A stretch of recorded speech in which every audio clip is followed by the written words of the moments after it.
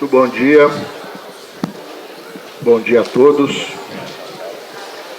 Convido as senhoras e senhores que tomem os seus lugares para que possamos dar início ao nosso terceiro dia de seminário Luso-Brasileiro de Direito Constitucional.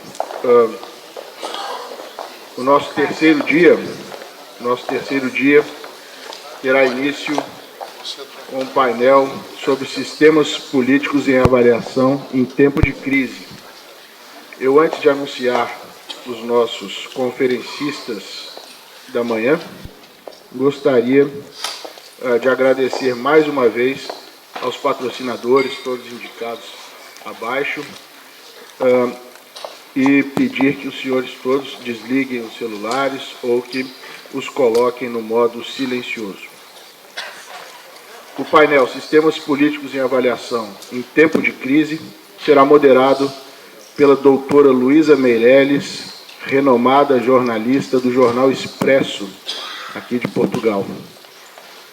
O primeiro palestrante é o senador José Serra, que é senador federal no Brasil, ex-governador do Estado de São Paulo, ex-constituinte no Brasil, ex-ministro do Planejamento e do Orçamento e ex-ministro da Saúde. Além do senador José Serra, esse painel contará com a honrosa presença do professor catedrático dessa Faculdade de Direito, o professor Carlos Blanco de Moraes, que nos acolhe tão calorosamente nessa semana aqui nessa faculdade. O professor Carlos Blanco de Moraes, além de professor catedrático de Direito Constitucional, é vice aqui da Faculdade de Direito, é vice-presidente do Instituto de Ciências Jurídico-Políticas desta faculdade, ligado a esta faculdade, e um dos coordenadores deste evento. Eu passo a palavra de imediato à moderadora, doutora Luísa Meirelles. Que todos tenham uma ótima manhã. Então, muito bom dia. Eu sou Luísa Meirelles, já ouviram, sou jornalista do Jornal Expresso e formei-me nesta faculdade há uns tempos recuados. E hoje é uma honra para mim estar a moderar esta mesa com o professor Carlos Blanco de Moraes e o senador Serra sobre este tema, os sistemas políticos em avaliação em tempos de crise, que eu acho que é um tema da maior importância, foi muito importante recentemente em Portugal e é o plenamente na atual situação que vive o Brasil, eu creio. Nestes 2 dias, os senhores discutiram e debateram com certeza muitas coisas importantes relativas às saídas institucionais e constitucionais para as crises, a governabilidade, o controle do poder. Eu não pude estar em todas as sessões, mas estive em algumas, e acho que chegou a altura de debater e trocar ideias sobre os próprios sistemas políticos nos momentos de crise. É este o tema do debate. Ou seja, como é que eles resistem e que saídas encontram para as crises políticas. Cada país, com a sua, digamos, idiosincrasia política própria, encontra as suas saídas. Ou não. Em alguns sistemas é mais fácil encontrar estas saídas e outros é mais difícil, limita-as. Nós vivemos em Portugal, como sabem, um regime semipresidencialista, que acentua o seu pendor, mais ou menos presidencialista, ou até parlamentar, consoante o próprio Parlamento produz ou não uma solução maioritária do Governo. E nós sabemos que cada Presidente tem feito o seu cargo à luz de uma mesma Constituição que no próximo sábado fará 40 anos. O nosso sistema, por isso, não bloqueia, digamos assim. Eu quase que diria que era um sistema que tem um backup. Por quanto mais não seja, em determinadas circunstâncias, há sempre recurso a eleições. E a crise, e permite, por outro lado, que mesmo não havendo recurso a eleições, como foi o caso recentemente em Portugal, com as eleições do 5 de outubro, aliás, termina agora o período de 6 meses em que o Parlamento não poderia ser dissolvido, há uma solução de sistema, há um backup, digamos assim, para resolver a crise política, e em Portugal gerou, aliás, um sistema, uma formação de governo inédita e constitucional. E por isso eu acho que as crises estressam os sistemas, mas também fazem-nos encontrar soluções. O Brasil é uma situação completamente diferente, é um regime presidencialista e, à vista de uma leiga como eu, quase que parece que não tem backup. Ou seja, se o Presidente é destituído, se há um impeachment, assume o vice, que todavia é eleito na mesma chapa. Depois, por outro lado, se o Presidente perde o apoio do Congresso, governa, mas como é que pode governar? Ou seja, na atual e profunda crise política que, visto de fora, o Brasil está vivendo, qual é a solução que propõe o sistema presidencialista? É apenas o impeachment? Eu não sei, face à profunda crise que se vê daqui, a crise política brasileira, eu não sei se se resolve a crise política, mas isso é um problema que os senhores vão debater com certeza.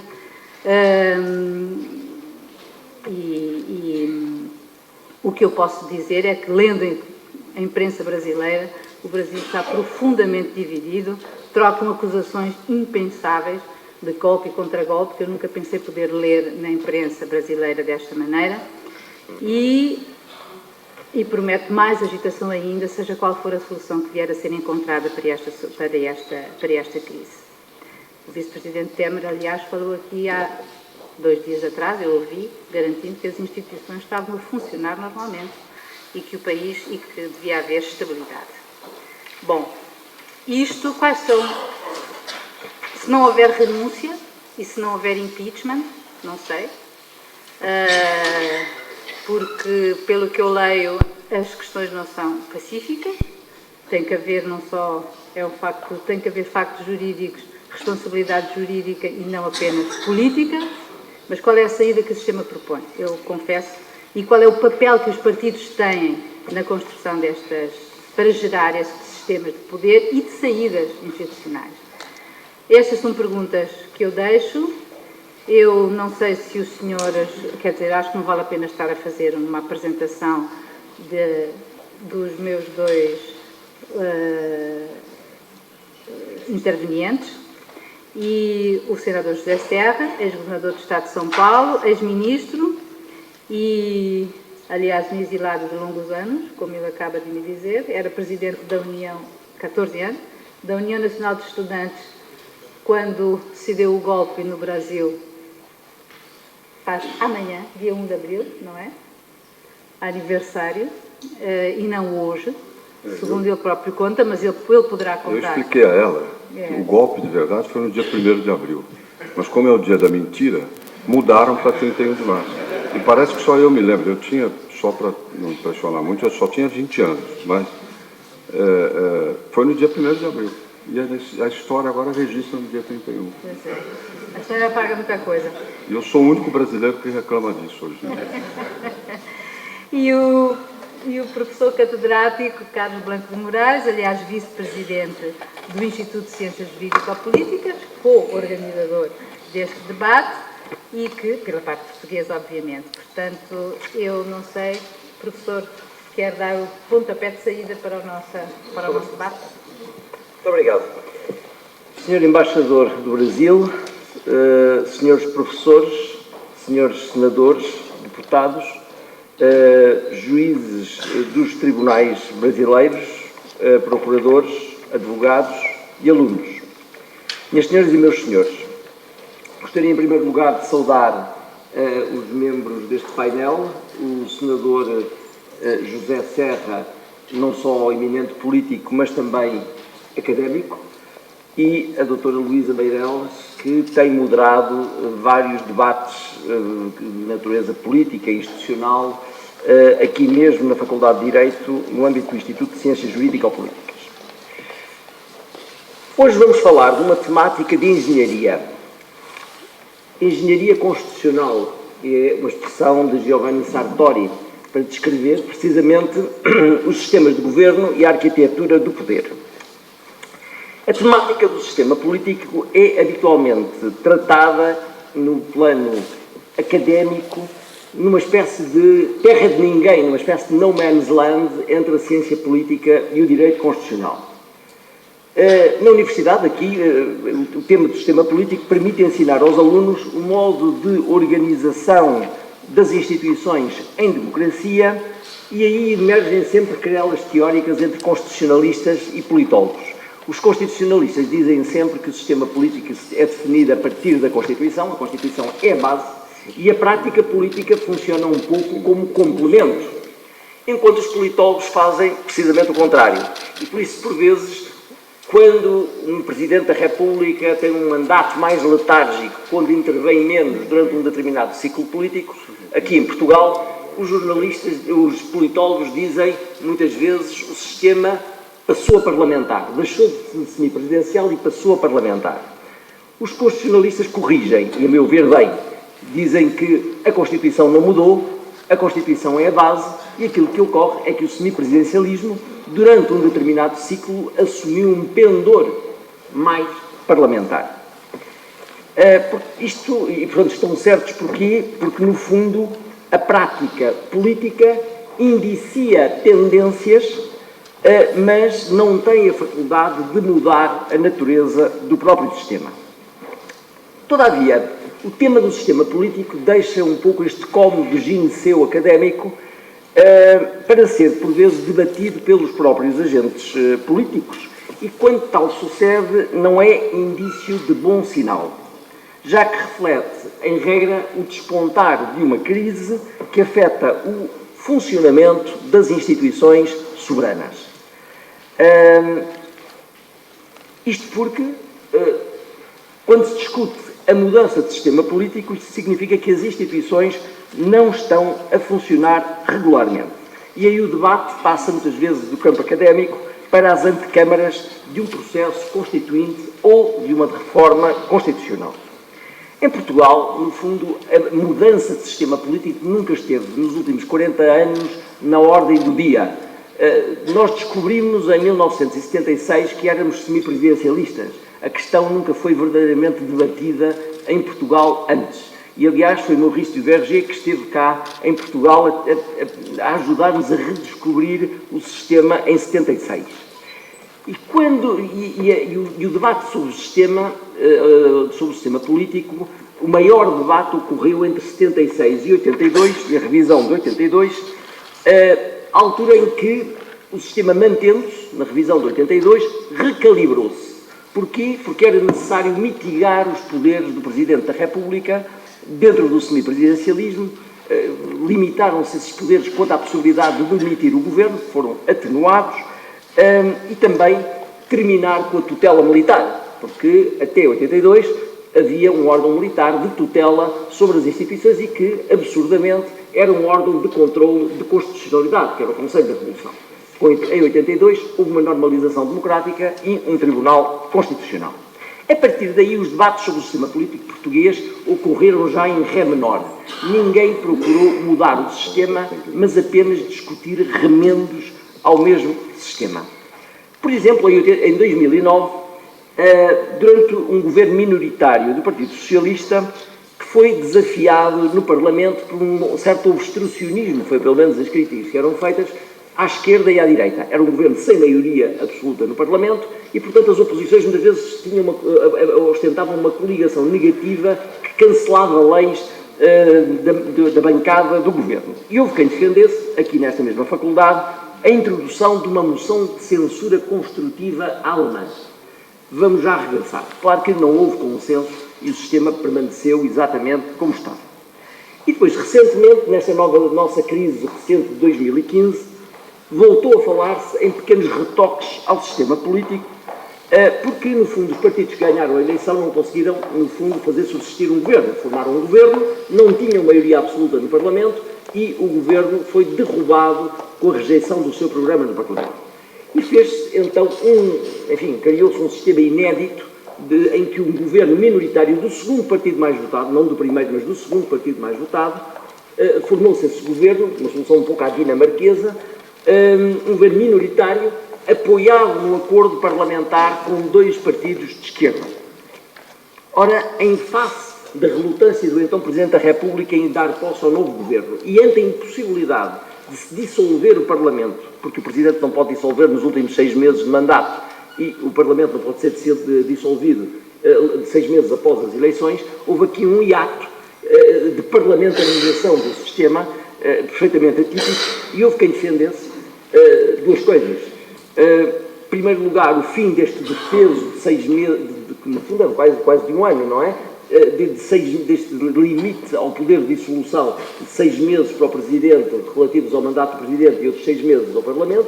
Portanto, houve quem defendesse a supressão e houve quem defendesse até a alteração do sistema eleitoral para um sistema eventualmente proporcional, mas com círculos mais pequenos, ou um sistema de bónus, como a Grécia, o chamado jackpot, em que quem ganha tem uma mais-valia de deputados.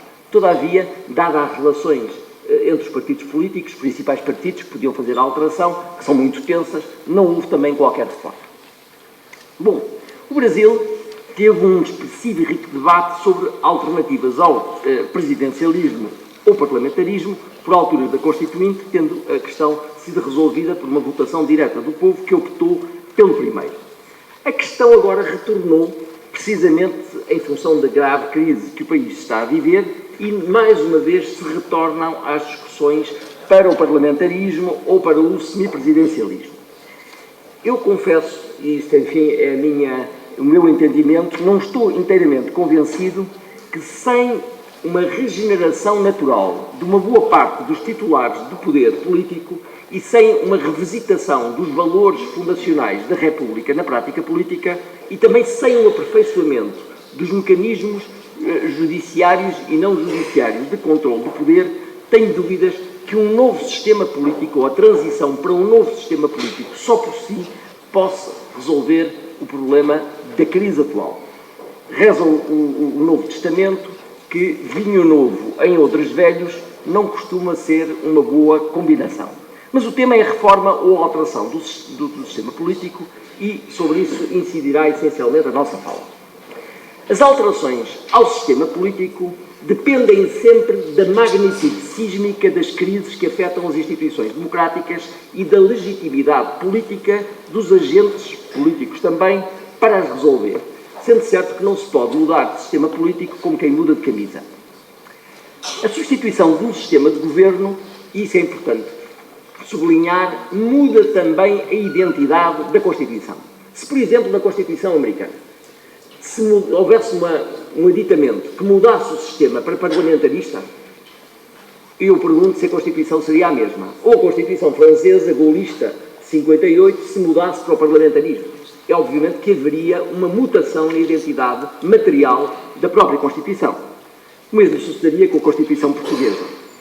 Ora, isto coloca um problema interessante relativamente às próprias cláusulas pétreas e à funcionalidade das cláusulas pétreas. Se, como afirma também Sartori, o papel fundamental da Constituição é definir o sistema político, ele esqueceu aqui os direitos fundamentais, porque será que as cláusulas pétreas que defendem a identidade, o ADN da Constituição, não integram nelas o sistema político? Isto não acontece em Portugal, nem acontece no Brasil. Não haverá um déficit defensivo das cláusulas pétreas? É que elas fazem muitas vezes subsistir institutos e direitos fundamentais, alguns de menor escalão, mas não evitam uma substituição do sistema político, a qual altera precisamente o ADN constitucional. Ora, no Brasil, se o sistema político passasse a ser outro, por exemplo, com um presidente, um sistema parlamentar, em que o presidente tivesse poucos poderes e um primeiro-ministro forte, não será que a Constituição de 88 teria perdido parte da sua identidade, apesar das cláusulas pétreas ficarem intocáveis? Essa é uma questão jurídica que me parece ser interessante. Eu sei que a Constituição originariamente foi formatada para o parlamentarismo, mas acabou por ter um viés presidencial que se consolidou. Uma alteração de sistema, eventualmente, alteraria também alguma parte da arquitetura, uma parte da identidade arquitetónica da Constituição. As mudanças de sistema político, enfim, também não podem resultar de impulsos ou de modas. Quando se pretende mudar ou corrigir o sistema, importa, em primeiro lugar, perceber qual é o problema que leva à mudança do sistema e que reclama essa transição. E depois avaliar o impacto, muito importante, avaliar a repercussão das diversas opções inerentes à mudança pretendida. Como é que funcionaria este sistema se fosse parlamentarista? Com este quadro eleitoral, com este sistema partidário. Veja-se, por exemplo, o que são reformas apressadas em alguns ordenamentos jurídicos. O caso israelita. Em Israel, pela primeira vez, houve um sistema político em que se modificou o sistema eleitoral para permitir a eleição direta do primeiro-ministro, que se destinava em suma, a pôr termo à barganha política dos dois grandes partidos com os micropartidos religiosos e, às vezes, extremistas, na constituição do governo, reforçando-se a liderança do governo, do primeiro-ministro e do executivo. Só que a reforma não funcionou porquê? Porque cada eleitor tinha 2 votos. Um para eleger o primeiro-ministro e outro, um voto partidário para o Parlamento. Ora, como o sistema eleitoral continua exatamente o mesmo, um sistema eleitoral proporcional altamente fragmentário, o facto do eleitorado ter votado numa personalidade forte dos 2 grandes partidos, os mesmos eleitores que votaram nessas personalidades fortes foram as mesmas que depois votaram em pequenos partidos para o Parlamento. Portanto, o sistema, pura e simplesmente, fracassou. Ficou mais confuso e foi abandonado. Por vezes, portanto, a emenda pode ser pior do que o soneto. Por outro lado, quando se muda de sistema,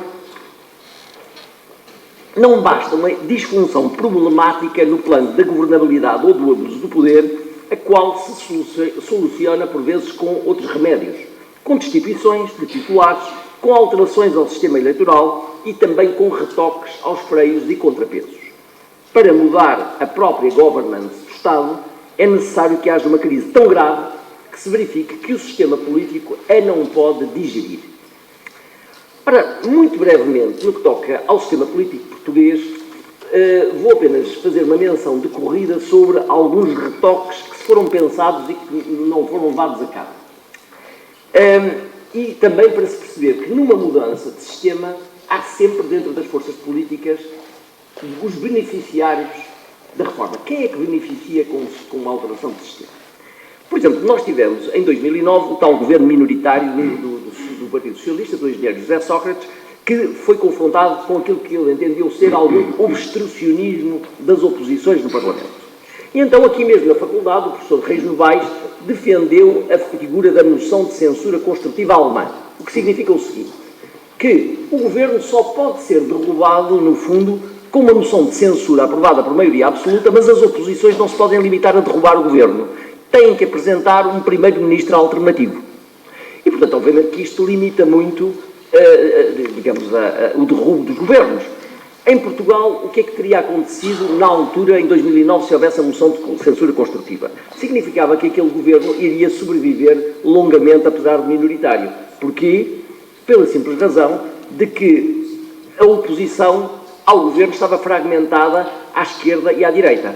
Ora, os partidos do centro-direita, o PSD e o CDS, e os partidos à esquerda, o Partido Comunista e o Bloco de Esquerda, nunca se poriam de acordo para aprovar uma moção de censura construtiva e indicar um primeiro-ministro alternativo.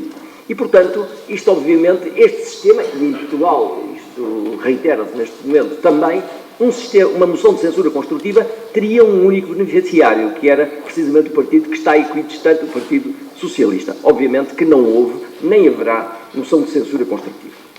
Já na crise recente em Portugal de 2015, o que sucedeu foi uma solução, quer dizer, o sistema parlamentarizou-se, quer dizer, é um sistema semipresidencial que teve um viés parlamentar devido a uma conjugação astral. O Presidente, durante quase um ano, não pôde dissolver o Parlamento e, portanto, a solução teve que partir essencialmente do Parlamento. E tivemos uma solução inédita à dinamarquesa.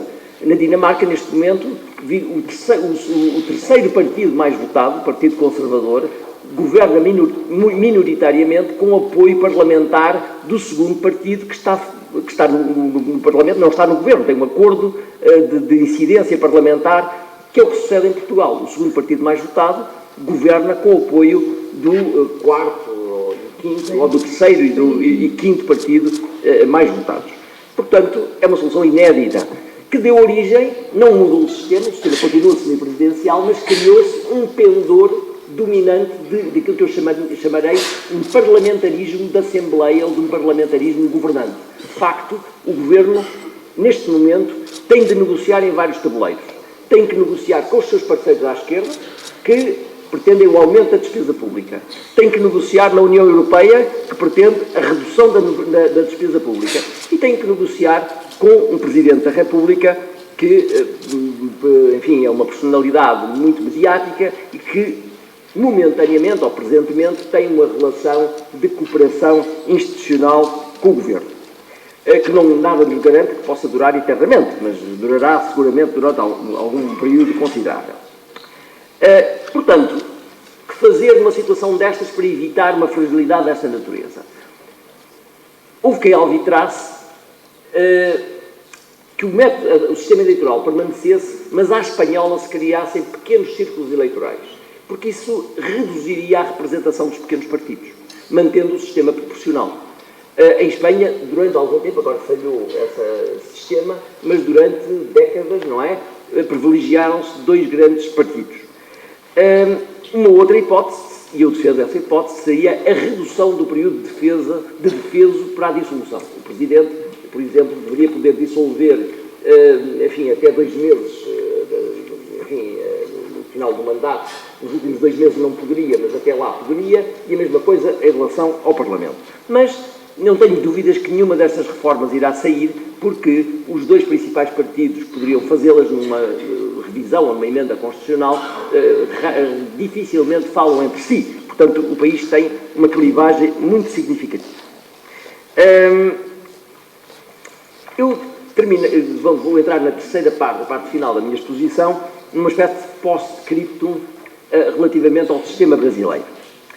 E vou retomar aquilo que disse precisamente em novembro em Brasília, num seminário do IDP, onde ouvi defender a migração do sistema brasileiro para o parlamentarismo ou para o semipresidencialismo. O que é que caracteriza o semipresidencialismo? Os seguintes pontos. Primeiro, o Presidente é eleito por sufrágio universal. Segundo ponto, que é importante, o Governo é duplamente responsável, quer perante o Presidente da República, que o pode demitir, embora com limites, e perante o Parlamento, que também pode derrubar com uma moção de censura. E, finalmente, o Presidente, que se distingue do Primeiro-Ministro, portanto, o Primeiro-Ministro é o chefe efetivo do Governo. Terceira característica, o Presidente da República pode dissolver, por razões políticas, o Parlamento. Estas são as características dogmáticas, por assim dizer, do semipresidencialismo. Só que há várias variantes de semipresidencialismo. O semipresidencialismo mais presidencial, e eu direi estável, é o francês, que reforça os poderes do Presidente, mas também cria alguma estabilidade parlamentar, porque há um multipartidarismo, mas com um sistema constrangedor. É um sistema majoritário a 2 turnos. E, portanto, funcionam 2 blocos políticos com alianças entre partidos interdependentes. Os partidos aliados, aqueles que ficarem à frente no primeiro turno, beneficiam depois no segundo turno das desistências dos seus aliados. Se não conseguirem, obviamente, ganhar com mais de 51% no primeiro turno. Isto é um fator de redução do número de partidos no Parlamento e de potenciação de dois grandes partidos, um na oposição e outro no Governo. O Presidente preside por direito próprio ao Conselho de Ministros, embora haja um Primeiro-Ministro, E o sistema foi desenhado originariamente por Debré, entre outros, para haver uma confluência entre Presidente, Governo e Parlamento. Portanto, a ideia era o Presidente, no fundo, ter uma relação direta, uma homologia política com o Governo, podendo mudar o Primeiro-Ministro quando entendesse, e com uma maioria parlamentar. A principal disfunção deste sistema tem a ver, essencialmente, com a coabitação. O que é que sucede? Porque as eleições não são coincidentes, nem sempre são coincidentes. O que é que sucede quando, por exemplo, o Presidente da República é de direita e existe uma maioria parlamentar à esquerda? Bom, a consequência é de que o Governo tem que ter uma base parlamentar, será um Governo à esquerda, que terá de coexistir com o Presidente da direita. Ora, o que sucede é que, como o Presidente preside por direito próprio ao Conselho de Ministros, imaginem os senhores o que é um Presidente estar, nomeadamente, a chefiar um Conselho de Ministros formado por partidos que são a oposição ao projeto presidencial. Eu penso que num sistema destes, à francesa, tal como está desenhado, no caso de haver coabitação, eles não pensaram na coabitação originariamente, o problema foi esse, imaginem o que seria, por exemplo, uma coabitação entre, agora vou memorizar, entre a Presidente Dilma Rousseff e um Primeiro-Ministro José Serra. Ou, por exemplo, um Presidente chefiando entre um Presidente Aécio Neves ou Temer e um Primeiro-Ministro Jorge Viana ou Lula. Portanto, uma situação desta natureza seria claramente disfuncional, não é? E esse é um ponto que merece ser considerado. Claro que há outras variantes do semipresidencialismo. É o caso português. E eu penso que na sessão de segunda-feira as pessoas estavam bastante entusiasmadas com o semipresidencialismo português, em particular o Sr. Professor Jorge Miranda. Eu confesso que sou, como cético que sou, não sei. O semipresidencialismo português é muito diferente do francês porque o Presidente reina, mas não governa. Ou seja, o poder moderador do Presidente da República, o Presidente é um moderador, portanto não está envolvido em atividades de governo, não preside por direito próprio ao Conselho de Ministros, mas a convite, e os convites são raros e geralmente para sessões cerimoniais. Portanto, o Presidente controla o poder, é o grande regulador do sistema, mas não intervém na governação. É a figura do moderador de Benjamin Constant. Terá sido particularmente feliz a experiência portuguesa com o semipresidencialismo. Quando existe uma confluência entre a maioria parlamentar e o Presidente da República, o Presidente da República muitas vezes resume-se a um papel certificatório, cerimonial e notarial. Foi o caso das duas últimas presidências da República, salvo algumas vicissitudes. Por exemplo, o Presidente Sampaio, que no final do mandato teve, enfim, um sobressalto e deu sinais de vida dissolvendo o Parlamento. O Presidente Cavaco Silva, enfim, independentemente sobretudo no período do último governo, também teve um papel essencialmente mais cerimonial. Todavia, em coabitação, a situação muda. E, sobretudo, muda na segunda parte do mandato. Os presidentes tendem a ser mais conflituais. E, às vezes, é verdade que eles não governam, mas também, às vezes, é verdade que não deixam, em certos momentos, governar. O presidente antes tinha um projeto pessoal de poder, de presidencializar o sistema e formou um partido que depois fracassou. O presidente Soares comportou-se como um verdadeiro líder da oposição durante os governos de centro-direita. O presidente Sampaio, que teve um mandato tranquilo, na parte final dissolveu uma maioria absoluta de dois partidos. E o presidente Cavaco Silva teve um discurso arrasador para um governo socialista minoritário, propiciando, enfim, criando condições para a sua queda. No restante espaço lusófono, em que é que deu o semipresidencialismo? Funcionou bem em Cabo Verde.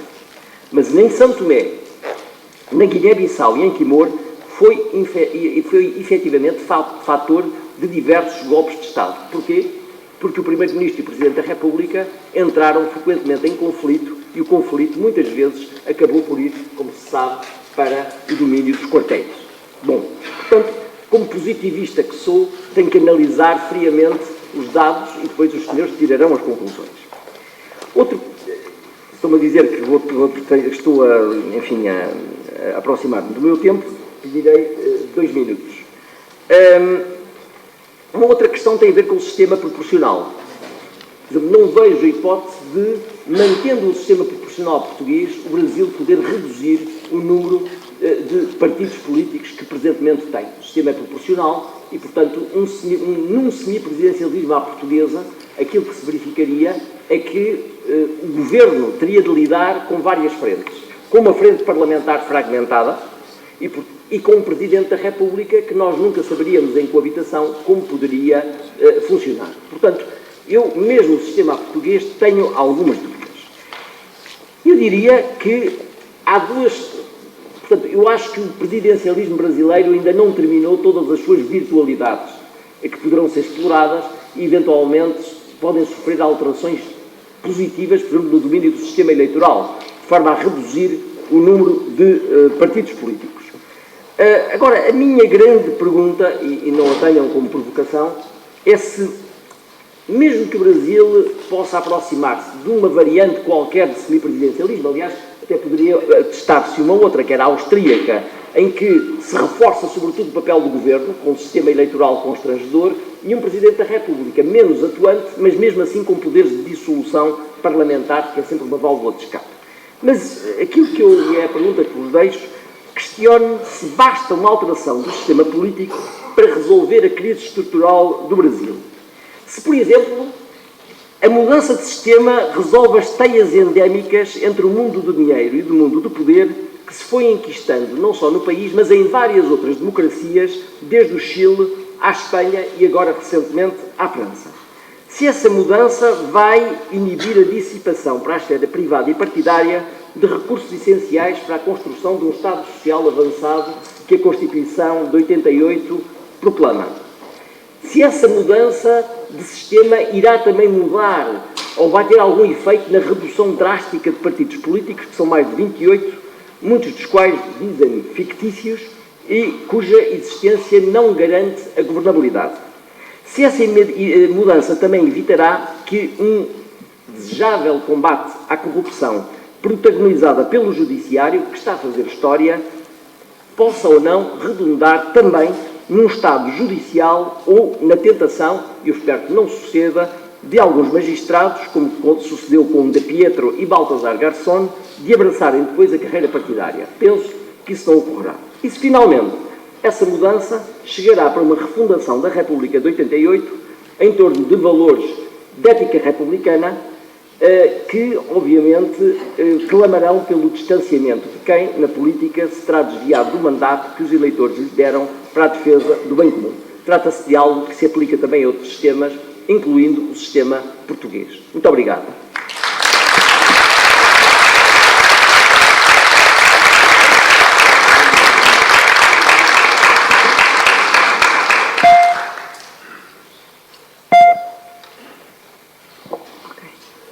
Então, depois desta nossa lição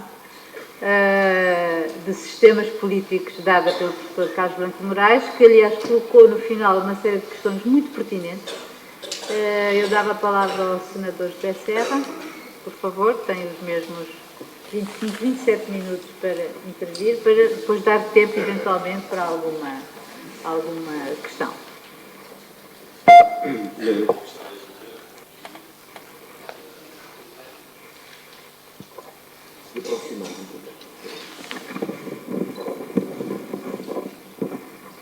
Eu vou enfatizar mais nessa exposição questões estruturais que estão por trás da crise brasileira, situando, inclusive, o que aconteceu nos últimos 30 anos de redemocratização.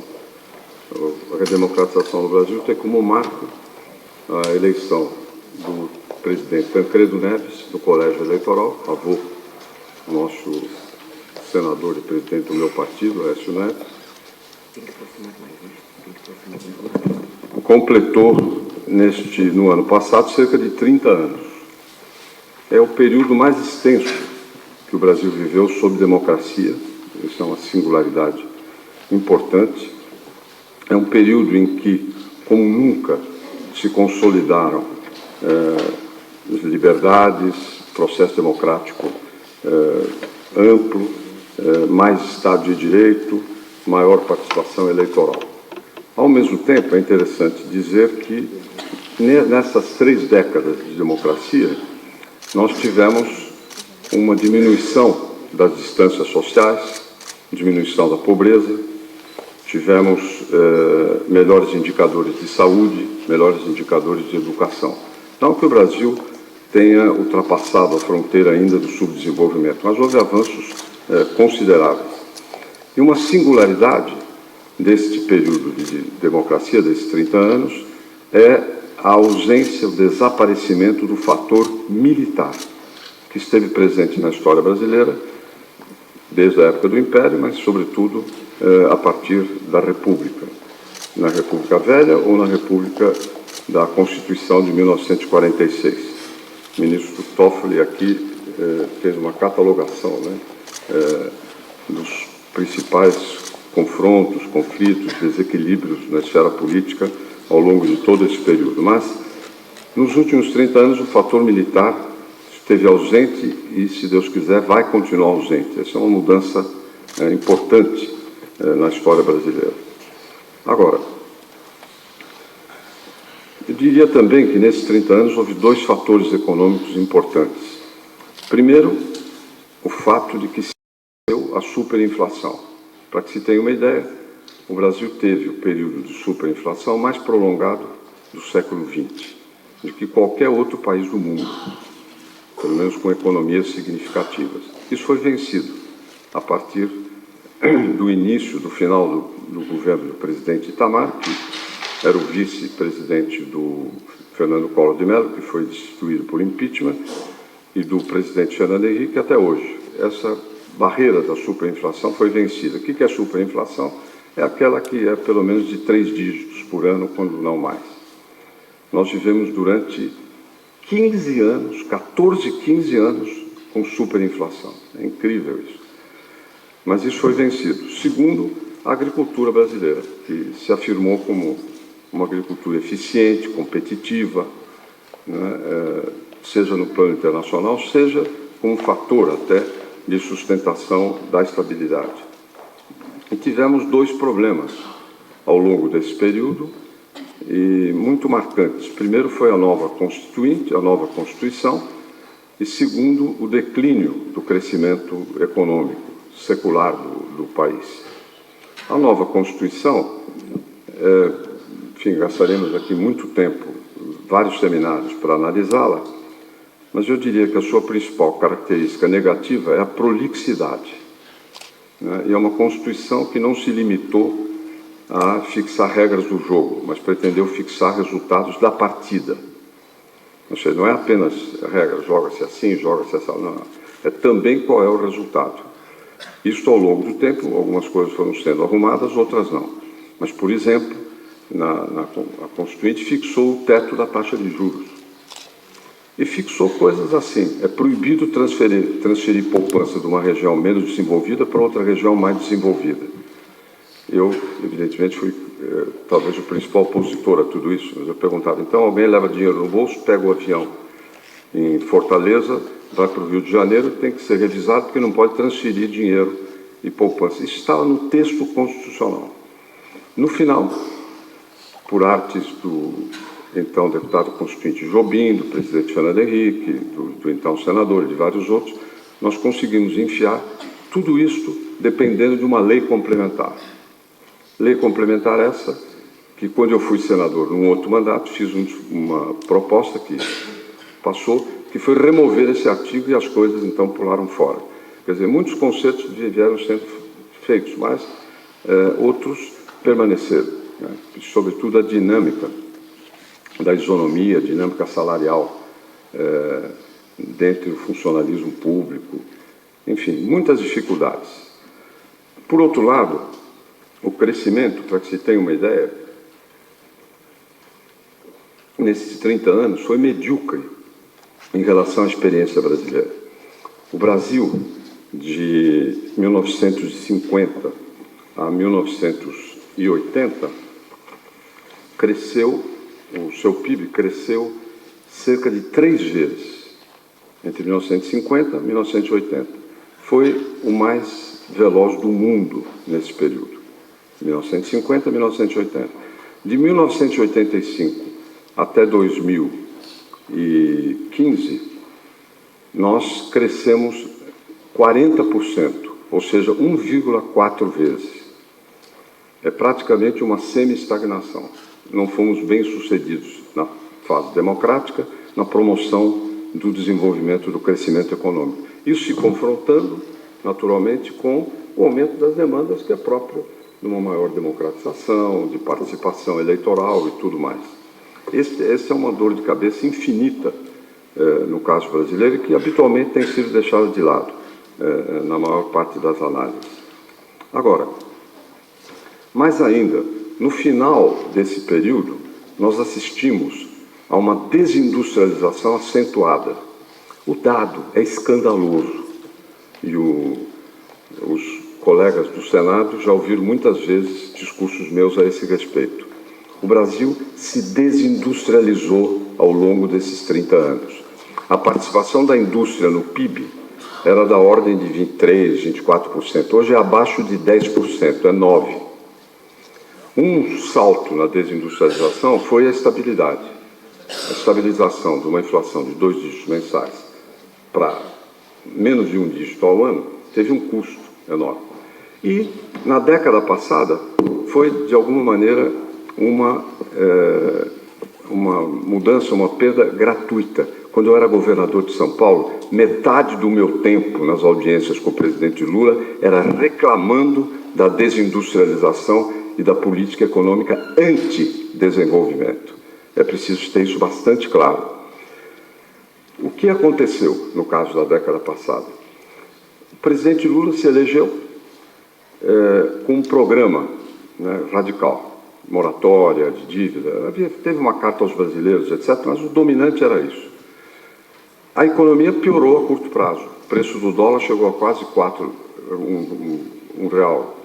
dólar, R$4 em 2002. Eu sei, sofri isso muito porque eu era candidato a presidente, apoiado pelo presidente Fernando Henrique. Então eu sei o que aconteceu na campanha com a desvalorização e com a aceleração da inflação, que aconteceram de medo de ter o PT no governo.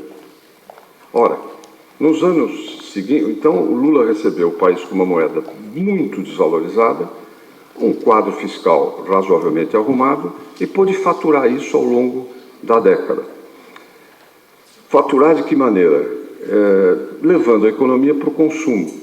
Inclusive pegou, no período, além de ter recebido uma herança razoável, teve a vantagem da melhora das relações de troca com o exterior, os chamados termos de intercâmbio. Ou seja, entre 2002 e 2008, sob o governo Lula, o Brasil ganhou 100 bilhões de dólares a mais por conta da melhora dos seus preços de commodities exportadas. Isso foi uma vantagem grande, mas para onde foi esse dinheiro e muito mais?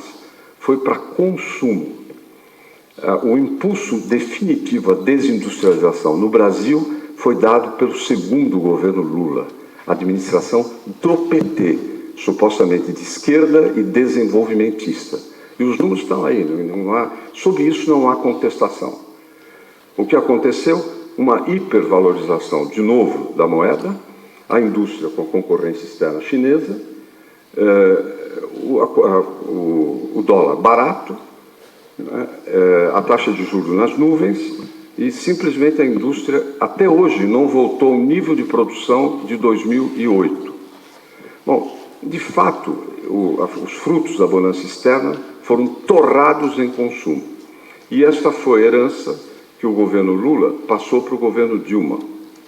Evidentemente que a Dilma era a segunda pessoa do governo Lula, então tem sua responsabilidade. O que acontece com o novo governo? Ela entra com a economia do ponto de vista fiscal, porque turbinaram gastos fiscais, como se o crescimento fosse ser permanente. No momento que se tem uma inflexão, a receita diminui a sua taxa de crescimento e recebeu a economia com o real supervalorizado. A pior herança que pode ter para de um presidente para outro é ter a moeda sobrevalorizada, porque ele não sabe o que fazer, porque para desvalorizar dá inflação, é um problema, uma dor de cabeça.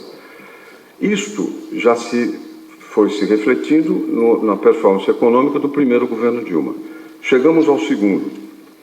O que aconteceu? a presidente começa sem nenhum crédito de confiança. Quando eu fui eleito prefeito de São Paulo, em 2004 para 2005, nós fomos obrigados a fazer moratória da dívida. Não podia pagar dívida. Simplesmente moratória e leilão para aqueles que oferecessem descontos menores. Até o Tribunal de Justiça de São Paulo, ultraconservador, apoiou. Por quê? Porque havia um crédito de confiança. Pusemos em ordem as finanças em um ano. A presidente Dilma, no começo do segundo mandato, não tinha esse crédito de confiança.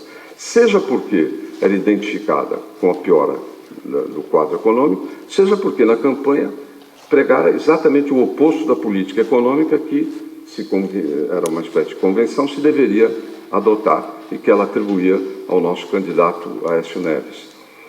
Então, eu, por outro lado, só por curiosidade, fui candidato de novo a presidente em 2010. Saí na frente na disputa, mas o que aconteceu, naquele frenesi de consumo, o governo Lula tinha de aprovação 85%, 90% no final. Era impossível dar virada, mas isso bateu rapidamente na parede. Veio o segundo governo com desempenho medíocre, o primeiro governo Dilma, e o segundo, então, nessa situação de total falta de credibilidade. Aí, para que se tenha uma ideia, nesse período, o PIB, que é nos 2 últimos anos, incluindo este ano, caiu cerca de 7,2%, o risco Brasil saltou de 162 a 570. Cada 100 pontos é um ponto percentual a mais da taxa de juros nos Estados Unidos. Ou seja, um risco Brasil de 600 significa que temos uma taxa de juros 6 pontos percentuais acima da americana. Para que se tenha uma ideia, num risco Brasil que chega a ser, em alguns aspectos, superior ao da Argentina, em circunstâncias que as condições estruturais da economia brasileira são bastante melhores. O governo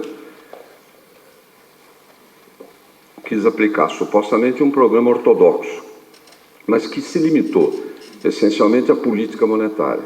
Eu quero falar deste ponto porque a política monetária é a questão mais controvertida da economia brasileira. E o governo Dilma fez uma política monetária para lá de ortodoxa, de aumento de juros, em circunstâncias que nós vivemos num quadro de dominância fiscal. O que significa isso? Que a política monetária está esterilizada. Aumenta juros, com isso aumenta, cada ponto percentual de juros custa 25 bilhões de serviço da dívida.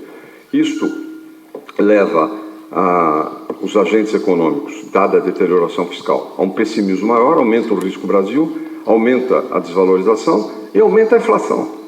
O governo Dilma fez isso no primeiro ano. É um paradoxo, disse não pôde aplicar um programa ortodoxo porque o PT não deixava. Não é verdade. Isso foi feito, só que não deu certo. Não é que o PT não queria não deixar, só que não conseguiu não deixar. Mas o fato é que caminhou nessa direção. Agora, nós chegamos então num impasse do ponto de vista econômico, que é o mais dramático da história brasileira e que está por trás do desgaste da presidente. Está por trás do desfazimento, digamos, do presidencialismo de coalizão, né? De alguma maneira. E por quê? Porque falta crescimento, falta recursos para poder fazer isso. Esse sistema no Brasil deu certo, foi dando certo, enquanto você tem um crescimento ou tem uma possibilidade de expansão ainda para atender diferentes partidos, para poder ampliar ou manter as bases do governo de forma ampliada. Agora, a partir daí, nós vivemos esse período de agonia, né? De agonia, e volta a instabilidade política. Eu diria que tudo começou em 2013. Em 2013 houve as maiores manifestações da história do Brasil, só que não eram politizadas. Não era contra o governo, era contra muitas questões locais, de prefeitura, passagem de ônibus, mas era uma manifestação, foram manifestações desproporcionais, principalmente em alguns grandes centros urbanos, como foi o caso de São Paulo. Essa inquietação com a perspectiva de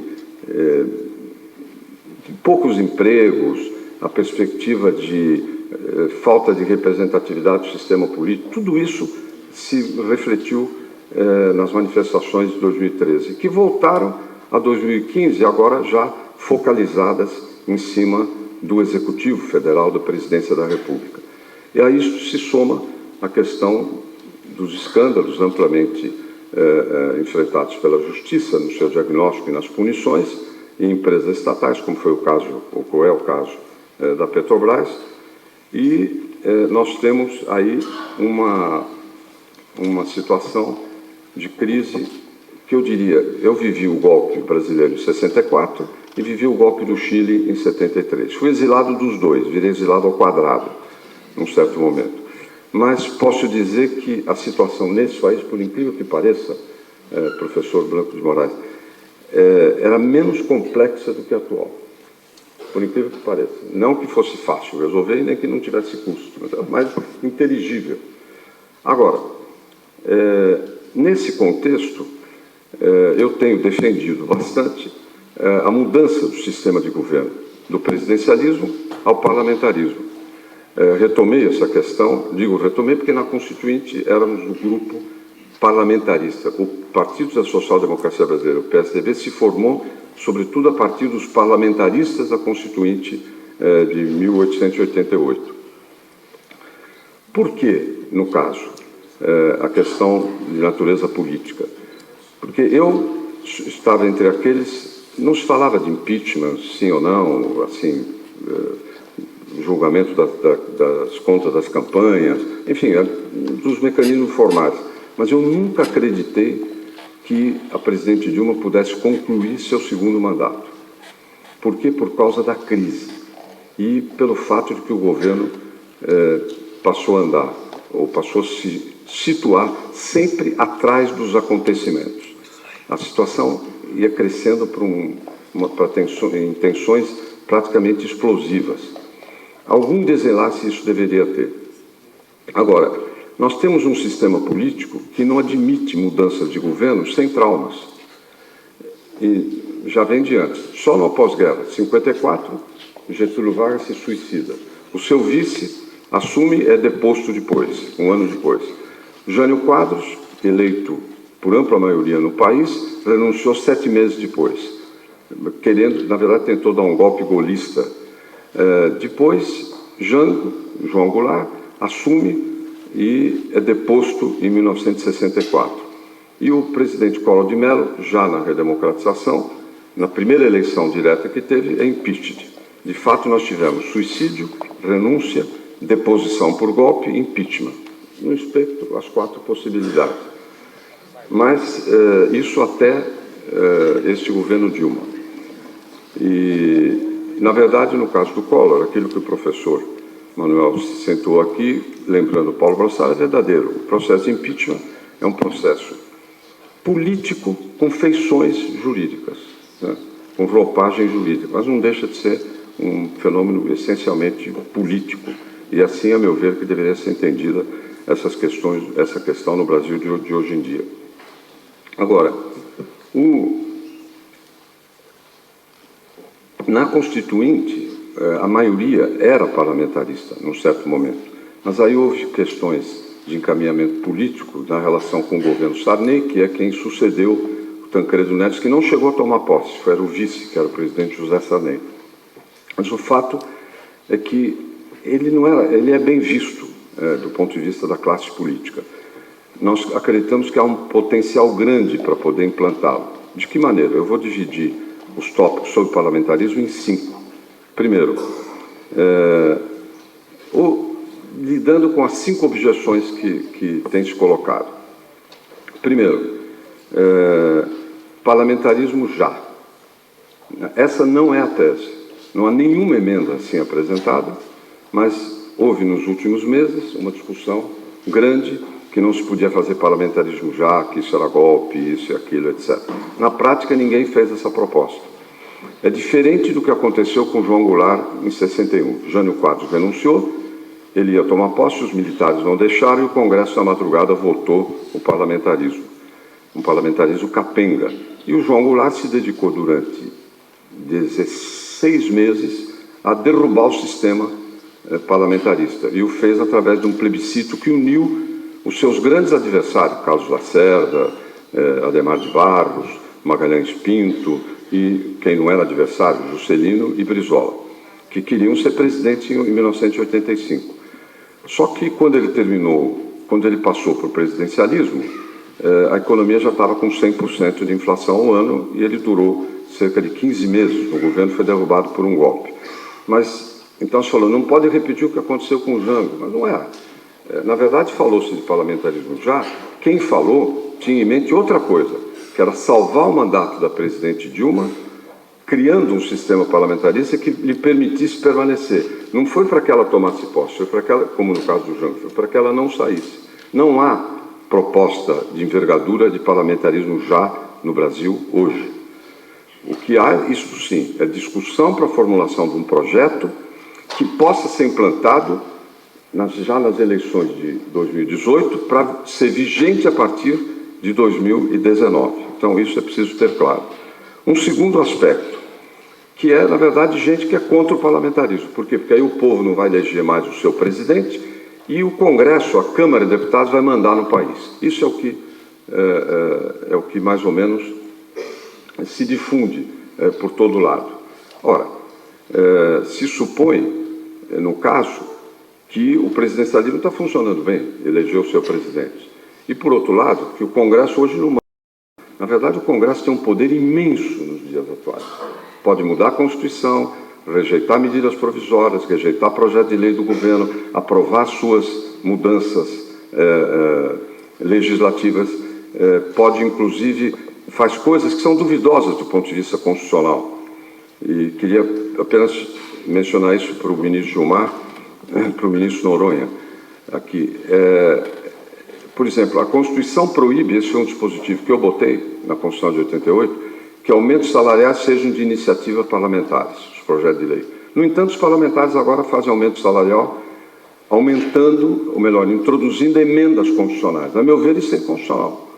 Se é proibido eles tomarem a iniciativa, na verdade, seria uma boa inovação judiciária proibir que possa aumentar salário por emenda constitucional, que é o que tem acontecido. Não só deles, eu digo, criar pisos salariais, benefícios salariais em todo o espectro do funcionalismo, principalmente.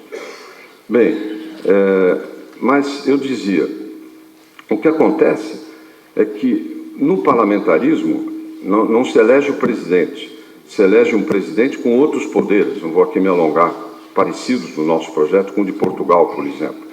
Mas, em compensação, nós podemos trocar governo. A ministra Angela Merkel esteve no Brasil há pouco tempo, ela disse uma coisa verdadeira. No presidencialismo, mudança de governo é crise, no parlamentarismo é solução. Mesmo que seja instável, mas é muito menos traumático do que no contexto presidencialista. Essa é a minha obsessão com esse assunto. Nós temos que ter uma maneira de trocar governo sem que seja derrubando por impeachment, ou sei lá, pelo que for, como instrumento legal. E o parlamentarismo facilita isso. Segundo, no parlamentarismo se responsabiliza mais os deputados. Eles são mais responsabilizados pelo seu voto, porque eles podem desestabilizar o governo, podem sofrer uma dissolução, o governo pode cair, é um fator de perturbação. O voto, naturalmente, tudo mais constante, passa a ser mais responsável. Isso está na essência do projeto que nós defendemos, do porquê do parlamentarismo. Um terceiro aspecto é alegado por quem é parlamentarista, mas diz, faltam as condições prévias. Realmente, faltam duas condições, reforma partidária e reforma eleitoral, mas faltam também no presidencialismo. Esse sistema a que o professor Blanco de Moraes citou, de eleitoral no Brasil, é desvairado para a eleição de deputados federais. No meu estado, São Paulo, são 30 milhões de eleitores, são eleitos 70 deputados que disputam voto em todo o estado. É incrível. Eu mesmo, em 1990, depois da Constituinte, eu fui o mais votado. No meu estado e no Brasil, tive voto em 500 municípios. É uma loucura, não se representa nada nesse contexto. E a eleição sai caríssima, para não falar o preço que isso cobra em termos da representatividade do voto em relação aos seus eleitores. É preciso mudar esse sistema. Nós defendemos um sistema de tipo alemão, misto, entre lista e distrito. Mas vocês vão me dizer, bom, mas previamente para ter parlamentarismo precisa ter isso, mas para ter presidencialismo também. Essa é uma mudança que nós teremos que fazer, de qualquer maneira. Temos que dar batalha na direção. E o outro é da proliferação partidária, que seria muito demorado explicar aqui, mas que, num certo momento, nos anos 90, se equacionou no Congresso, através da cláusula de barreira. Mas ela foi derrubada pelo Supremo Tribunal Federal. O ministro Gilmar, creio que já, não sei se já integrava o tribunal nessa época, mas lembrará desse episódio. Então, correndo mais para atender a nossa moderadora, eu diria que as condições prévias têm que entrar nessa batalha. Vamos dar a batalha por elas no contexto do parlamentarismo. Isso pode até facilitar pelo espírito reformista que necessariamente a crise, a meu ver, vai induzir no meio político. Há um quarto aspecto que lembra a necessidade de um referendo ou de um plebiscito. Por quê? O Jango promoveu um plebiscito para derrotar o parlamentarismo, que ganharam com muita vantagem, e houve também, depois da Constituinte, uma emenda nossa, desavisada, propondo um plebiscito 5 anos depois da Constituição. Mas se entende, já houve até ex-ministro do Supremo que disse a mim que presidencialismo virou cláusula pétrea, imaginem vocês. Agora, mas eu creio que por esses motivos, talvez tenha que haver um referendo, embora eu preferisse que o referendo houvesse depois que o sistema começar a operar, para que a população conheça melhor. Mas esse é um quarto ponto bastante relevante. E há também uma tese de que não se deve fazer mudança em tempos de crise. Eu penso exatamente o oposto. Eu acho que o tempo de crise é o tempo para se formular em mudança, não para fazer de maneira atropelada. Uma crise como a atual deve, a meu ver, deflagrar o começo de um processo da mudança do sistema político. Eu acho que, eu sempre vejo, e sou entre os que mais defendem essa ideia, e a minha convicção presente em toda a minha vida pública, é que política não é a arte do possível. Esse é um conceito reacionário. Política é a arte de ampliar os limites conhecidos do possível, porque nunca se sabe direito qual é o limite. E nós temos sempre o dever na política de ampliar os limites daquilo que se conhece. Por isso, a meu ver, bandeiras como essa, na base do voluntarismo, da pregação política e da insistência, podem vir a dar certo no nosso país. E daí a minha convicção de que vale a pena tocarmos para diante. Deixo outras reflexões a respeito do trabalho da relação executivo-legislativo na experiência que tivemos ao longo de todos esses anos e como ela poderia ser diferente. E vou deixar várias coisas de lado, talvez, se houver oportunidade, na questão das perguntas e dos comentários, poderei abordá-las.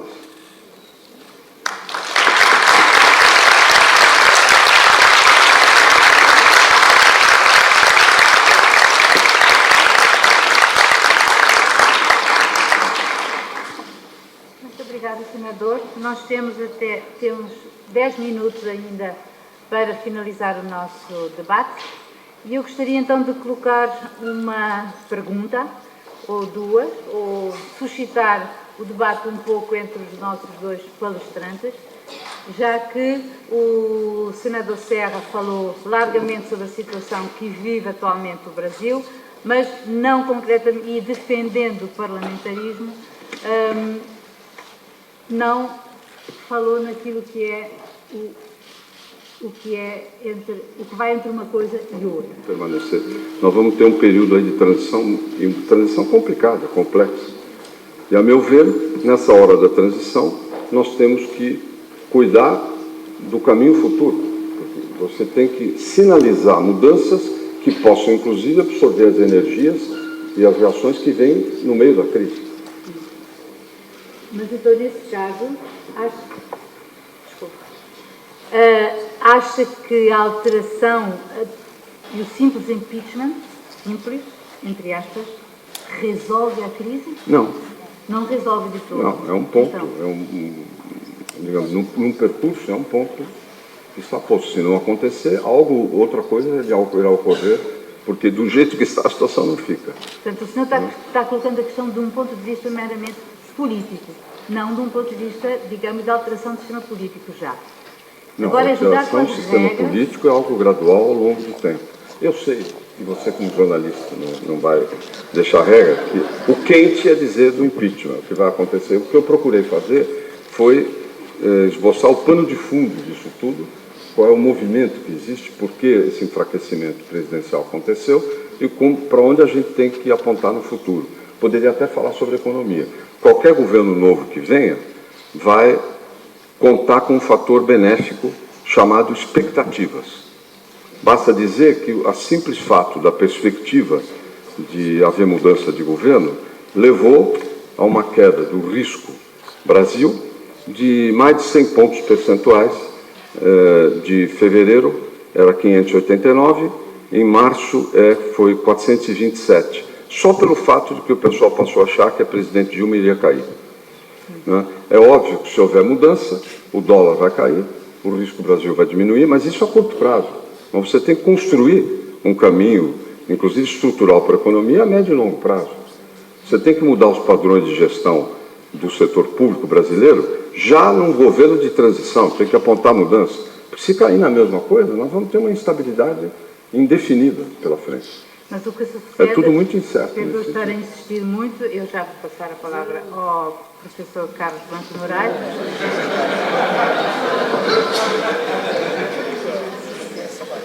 Mas o que sucede é que, tanto quanto se consegue perceber, havendo o impeachment, a Presidente Dilma é suspensa, sendo votado o impeachment, a Presidente Dilma é suspensa, assume o Vice-Presidente Temer e aí o que já se promete, pelo menos o que será a nova oposição, promete que não vai dar descanso também ao Presidente Temer e que se a Presidenta Dilma for destituída por improbidade, não é? Por responsabilidade pelas tais pedaladas, que é um termo muito engraçado para os portugueses. Pedale em inglês, pedalata em italiano, e pedalada por sorte aqui igual.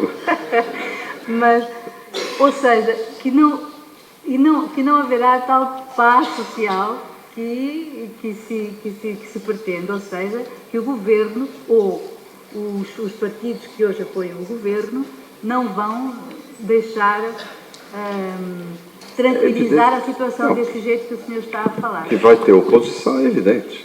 E vão atuar segundo a sua lógica. Apenas o que eu estou constatando é que, havendo mudança de governo, haverá um crédito maior pelo lado das expectativas sobre a economia, mas a política seguirá sendo difícil, até porque o novo governo tem que se definir, tem que definir um caminho, um estilo, um programa e tudo mais que dê certo dentro dessa transição. Mas vocês notaram que eu fui o apresentador mais azarado que tem como moderador uma grande jornalista. Mas é que tem uma questão que foi colocada pelo professor Blanco Moraes. Meu único consolo é que eu estou aqui aliviando um pouquinho a carga do senador Aécio quando for falar.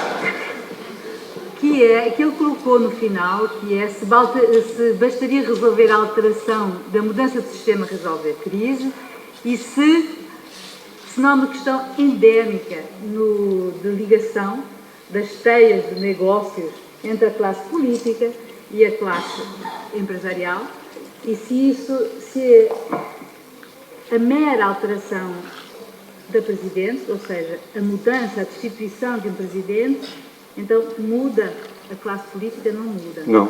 Então, como é que resolve este... Mas há um abalo grande. E o povo que está na rua reclama... Há um abalo grande na política. Há um abalo grande. Então, aí tem que se saber como promover mudanças que possam ser absorvidas por ela exatamente em razão da crise, dos temores que desperta, dos riscos que envolve, do ponto de vista de quem está na política. A hora da crise é a hora, não é que vai mudar no dia seguinte, é a hora de começar mudando, de deflagrar, de apontar um caminho. É dessa maneira que eu estou vendo. E estou, inclusive, insistindo, não sou só eu, mas cada vez mais na questão da mudança do sistema de governo. Tem que mostrar para as pessoas que, na verdade, grande parte do que está acontecendo se deve ao sistema político, ao sistema de governo no Brasil. Eu acho que essa é a ocasião mais oportuna para isso, eu não tenho dúvida nenhuma. Agora, é difícil aqui a gente saber qual vai ser o desdobramento para daqui 6 meses. Acho que tem boa chance um novo governo de se sair bem, mas é certo isso? Não. Isso vai depender das forças que chegaram ao governo, vai depender das forças atuais da oposição, vai depender da futura oposição, e entramos no caminho da política, que é o caminho permanente da incerteza, sobretudo num contexto de crise como o atual. Mas quando tem operações judiciais e um aparelho judicial muito atuante, como está sendo atualmente no Brasil, e em que é posta em causa a própria classe política no seu global, porque tanto quanto se pôde saber da lista do Lava Jato, que envolve 300 e tal políticos de 24 partidos, alguns dos quais, inclusive, as mais altas figuras de alguns partidos políticos. Do ponto de vista da população, não há um descrédito global da classe política? Não diria que a classe política como um todo está em alta hoje, não. Mas a população sabe distinguir. Eu acredito, uma boa parte sabe distinguir A de B, B de C. Tem uma certa margem de diferença junto às pessoas, sem dúvida nenhuma. Então, deixe-me colocar aqui uma pergunta, que é, porque o senador Serra vê no parlamentarismo, no Brasil atualmente, uma solução futura, não imediata, mas que, enfim, que se vai construindo como solução para os atuais problemas, e foi muito claro quando disse que até agora enfrentaram o suicídio, a destituição, a deposição e o impeachment, como solução de situações de crise, não é? No país.